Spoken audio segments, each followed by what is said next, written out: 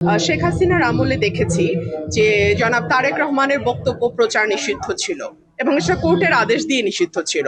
সেটা যদি গণতন্ত্র না হয় তাহলে এটাই বা কি করে গণতন্ত্র হয়? উনি বক্তব্য দেখ, তারপরে বোঝা যাবে কি প্রভাব পড়ছে। এটা তো আগে বলা যাবে না। দেখেছি আপনি বলেছেন যে উনি ফিরে আসবেন। হ্যাঁ, নিশ্চয়ই, কারণ আমি দেখুন উনি বাংলাদেশের নাগরিক, ওনার পরিবার এবং ওনার বাংলাদেশের রাজনীতিতে দীর্ঘদিনের অবদান আছে এবং ওনার পরিবারকে সপরিবারে হত্যা করা হয়েছে এবং বাংলাদেশের স্বাধীনতা সংগ্রামের তখন আওয়ামী লীগ ছিল একমাত্র রাজনৈতিক দল। তো সকল কিছুর বিবেচনায় ওনার বয়সও হয়েছে। বাংলাদেশে যদি উনি ফিরে না আসেন ওনার দলের অবস্থা কি দাঁড়াবে বা ওনার এতদিনের যে রাজনৈতিক ইতিহাস সেটারই বা কি দাঁড়াবে, এই সকল কিছু বিবেচনা আমার কমন সেন্স বলে উনি ফিরে আসবে। মানুষ আমাকে ভোট দিয়ে এমপি বানিয়েছে, এটা তো বিএনপিকে কঠিন সত্যটা মেনে নিতে হবে।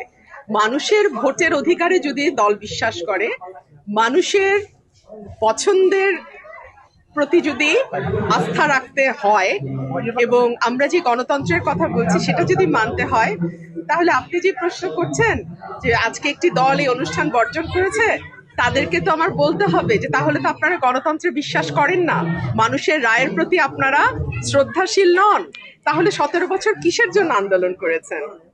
আচ্ছা, আবার একটা বিষয় জানতে চাই যে আজকে তো শেখ হাসিনার বক্তব্য দেওয়ার কথা, এই বিষয়টি নিয়ে সারা দেশ এবং ইন্ডিয়া তো অনেক হচ্ছে। আপনার না, গণমাধ্যমে সেটি প্রচার নিষিদ্ধ করেছে যেন করতে না পারে সরকার।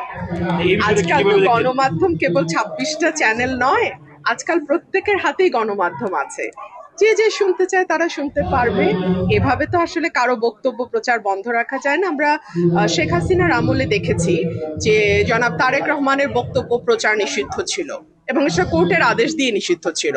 সেটা যদি গণতন্ত্র না হয় তাহলে এটাই বা কি করে গণতন্ত্র হয়? গতকালকে ছাত্র শিবির এবং ছাত্র দলের মধ্যে ব্যাপক সংঘর্ষ হয়েছে, অনেকে হতাহত হয়েছে।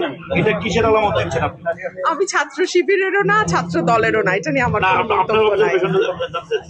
এটা দেশের আইন শৃঙ্খলার যে নাজুক পরিস্থিতি সেটাকে ইন্ডিকেট করে, দলগুলোর যে তাদের অঙ্গ সংগঠনের উপরে কোনো রকম কোনো কন্ট্রোল নাই সেটা ইঙ্গিত করে, এবং দিন শেষে আবারও যে আমরা পুরনো রাজনীতিতেই ফিরে যাচ্ছি বা ফিরে গেছি সেটার ইঙ্গিত করে। রাজনীতিতে কোনো প্রভাব পড়বে কিনা আগে উনি বক্তব্য দেখ, তারপরে বোঝা যাবে কি প্রভাব পড়ছে। এটা তো আগে বলা যাবে না। দেখেছি আপনি বলেছেন যে উনি ফিরে আসবেন।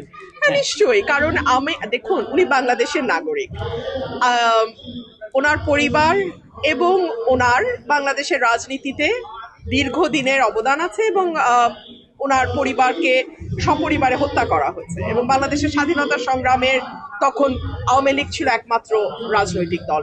তো সকল কিছুর বিবেচনায় ওনার বয়সও হয়েছে। বাংলাদেশে যদি উনি ফিরে না আসেন ওনার দলের অবস্থা কি দাঁড়াবে বা ওনার এতদিনের যে রাজনৈতিক ইতিহাস সেটারই বা কি দাঁড়াবে, এই সকল কিছু বিবেচনা আমার কমন সেন্স বলে উনি ফিরে আসবে।